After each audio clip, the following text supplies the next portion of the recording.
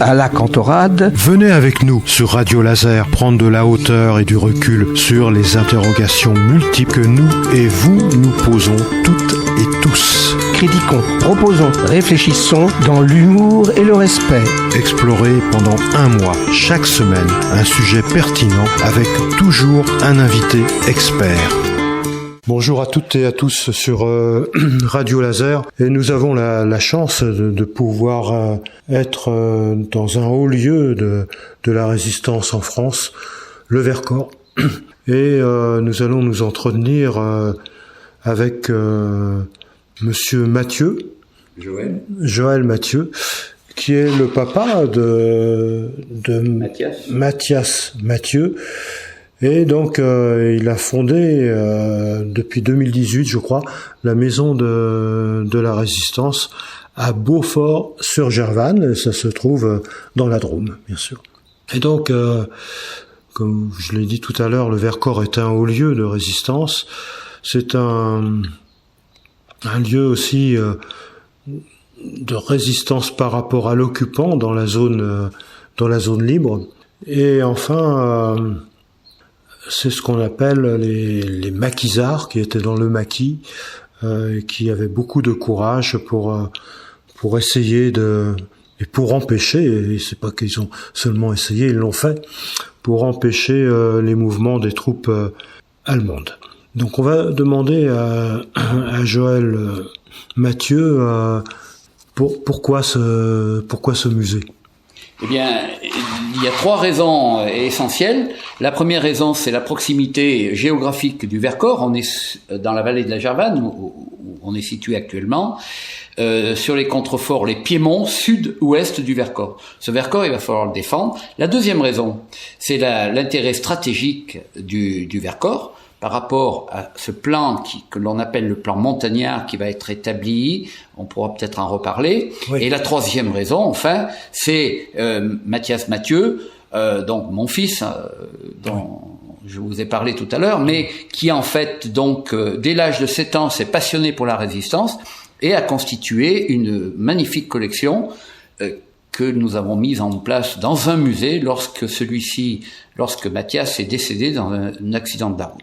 Quel était le déclic pour votre fils pour se passionner dès l'âge de 7 ans Alors, le déclic, on peut identifier deux ou 3 choses essentielles, mais la première, c'est qu'à l'âge de 6-7 ans, il parle avec son arrière-grand-mère qui a vécu les drames de Beaufort, les maisons bombardées et la présence des Allemands, etc. Il parle un petit peu avec son grand-père, en l'occurrence mon père, mais il le connaîtra peu de temps parce qu'il va décéder très vite, mon père aussi, et mon oncle, qui sont tous les deux résistants. Ça, c'est le premier élément. Après, il va se passionner aussi, je vous l'ai dit, pour les fortifications. Alors c'est en lien, mais c'est pas, ça l'intéresse d'une façon générale. L'histoire l'intéresse en général.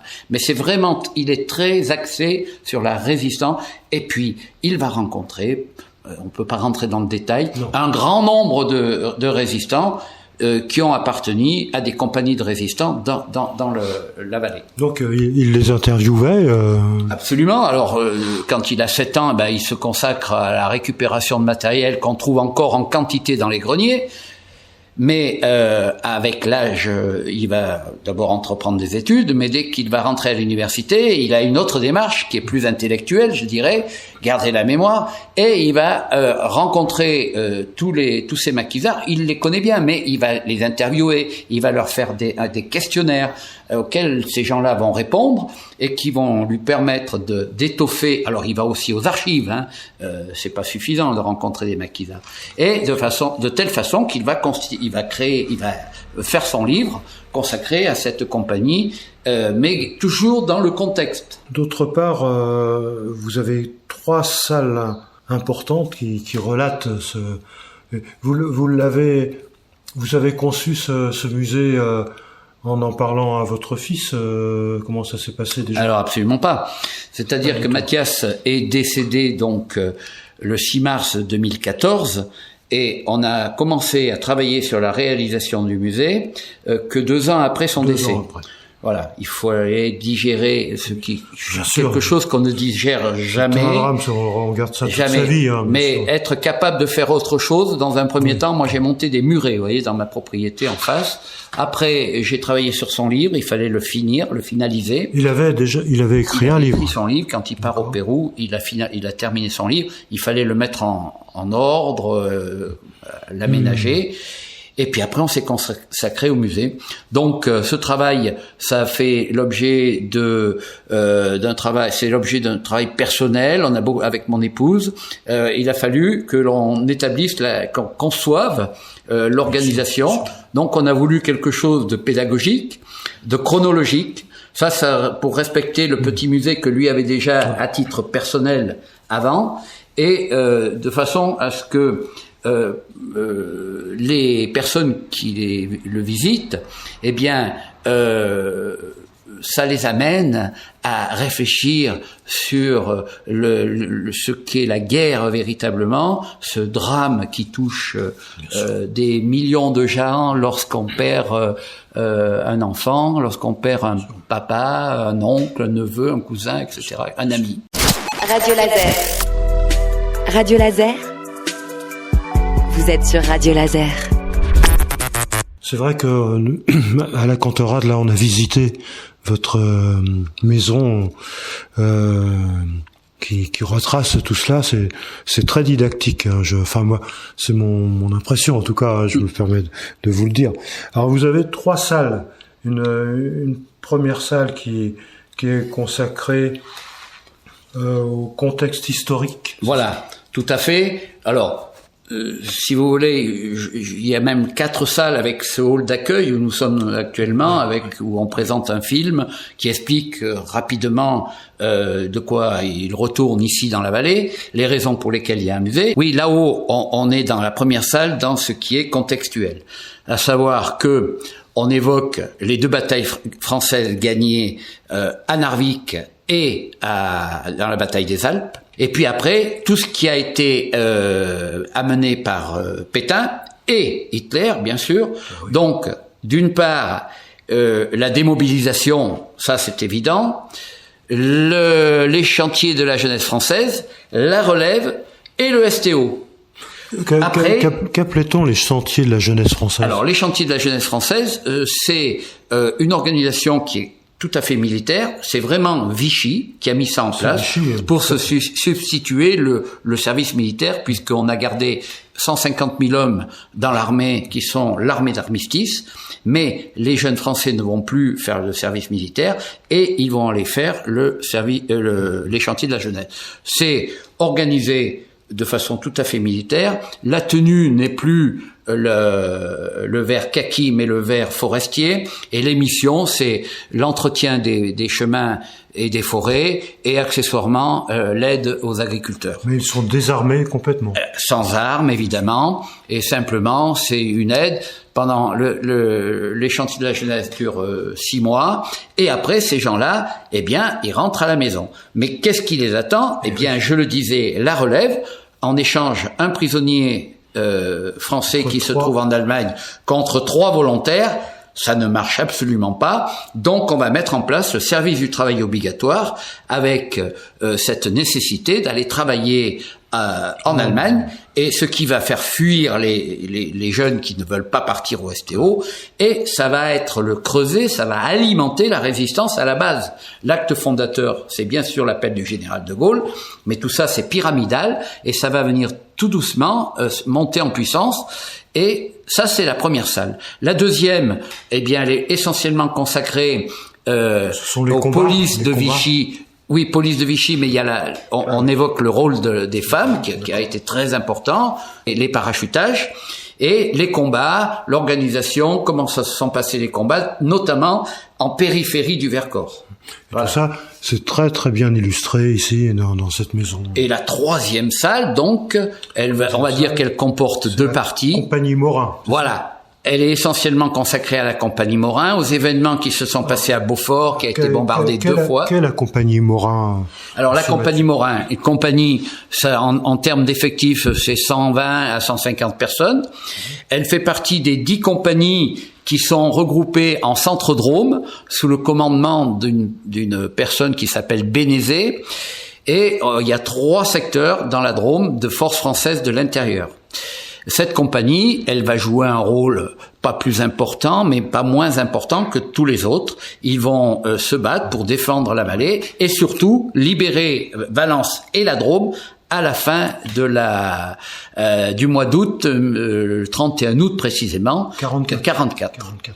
Après, ils vont intégrer la division alpine que l'on reconstitue, ça avait été dissous en 40, on reconstitue la division alpine. Au sein de la division alpine, il y a le 159e régiment d'infanterie alpine. C'est dans ce régiment que les maquisards de la Drôme, mais de l'Ardèche aussi, de l'Ain, de l'Isère, vont aller. Ils vont aller combattre en Maurienne, puis en Alsace, à nouveau en Maurienne. Ils vont revenir dans le Jura, ils vont venir dans le Jura, et ils vont partir en occupation en Autriche. Finalement, aussi, Beaufort sur Gervanne a beaucoup souffert ici. Ça a été pas mal bombardé. Pas seulement Beaufort sur Gervanne, mais il y a eu beaucoup de bombardements. Absolument. Au niveau du Vercors, au niveau de la Drôme. 3 choses importantes, majeures pour la vallée de la Gervanne. Mais il y a d'autres villages, évidemment, dans la Drôme qui ont été bombardés. En ce qui concerne Beaufort et quelques villages de l'alentour, vous avez le 22 juin une première attaque de l'aviation qui va détruire un certain nombre de bâtiments, d'immeubles. Ensuite, ils reviennent le 28 juin et le 27 juillet 44. Le 27 juillet, c'est des troupes à pied qui arrivent, accompagnées de mercenaires qui sont des gens, on les a appelés des Mongols, parce que certains avaient les yeux bridés, mais il y avait là-dedans plutôt des gens d'Europe centrale. C'était des mercenaires à la solde des Allemands, et ces gens-là, les Allemands se battent, ils font le combat, ils essayent de prendre Beaufort, comme ils ont essayé de prendre d'autres villages. Mais ce sont les troupes supplétives qui, elles, vont causer des dégâts extrêmement importants.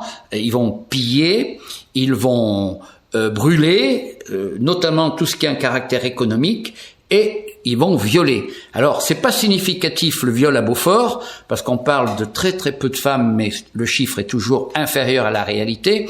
J'évoque toujours le nombre de femmes violées à Cré, qui est à 15 km, où il y a 50 femmes qui ont été violées. On s'aperçoit, on constate là, et je sais depuis ce matin qu'il y a des études très poussées qui ont été faites là-dessus, l'évocation du viol comme arme de guerre. Et là, on s'aperçoit que c'est vraiment une arme de guerre, le viol. Oui, pour essayer de salir un peuple aussi, quelque part. Absolument. C'est l'objectif, enfin, quelque part. C'est ça, hein.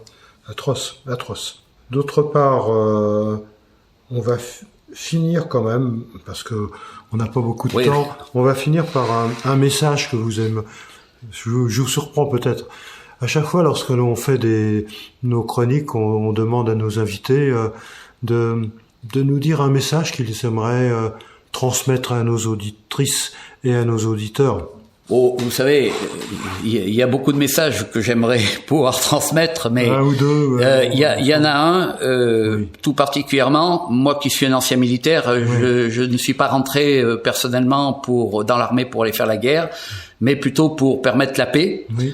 J'ai eu la chance d'être soldat de la paix au Liban, par exemple. C'est une chance mais je veux dire, le message, c'est plutôt le message de Mathias, mais je l'approuve totalement. Oui. J'ai fait un héritage à l'envers, moi, avec la perte de Mathias dans un accident de la route. Le message essentiel, c'est que la guerre est quelque chose d'horrible, qui génère des millions et des millions et des millions de drames, et que chaque fois que l'on met en place des gens à la tête de nos gouvernements, de nos pays, il faut quand même réfléchir 2 fois. Oui. Parce que malheureusement, on est encore devant des faits semblables à ce qui s'est passé en 2023. Oui. Mais la perte d'une personne, c'est déjà pour une maman un drame, mais il faut savoir que c'est une multitude de gens autour qui subissent la perte d'une personne. Bien sûr. Et donc, le message, la réflexion majeure, c'est cessons tout cela et vivons en paix, et aussi bien aussi bien que possible. Je me rappelle, vous devez vous rappeler ça, Aristide Briand, dans les années 1920-21, disait, je crois que c'était à l'Assemblée nationale, arrière les canons, plus jamais la guerre, plus jamais la guerre. Oui. On espère tous ça. Ouais. Et franchement, peut-être que ça a un lien, mais lorsque Valence a été libérée le 31 août 1944, il y a eu une cérémonie pour commémorer cet événement important, la Drôme et de Valence, et elle s'est déroulée, cette cérémonie, sur la place Aristide Briand. Eh ben voilà, on finit très bien. On va quand même rappeler que la maison de la Résistance Mathieu se trouve à Beaufort-sur-Gervanne, c'est dans la Drôme, 26 400, et on mettra le mail de la maison de la Résistance sur le site de notre radio. Eh bien, merci. On vous remercie beaucoup, Joël Mathieu, le papa donc de Mathias Mathieu. C'était un interview passionnant et puis une visite, une très belle visite. Merci beaucoup. Merci à vous. Merci beaucoup.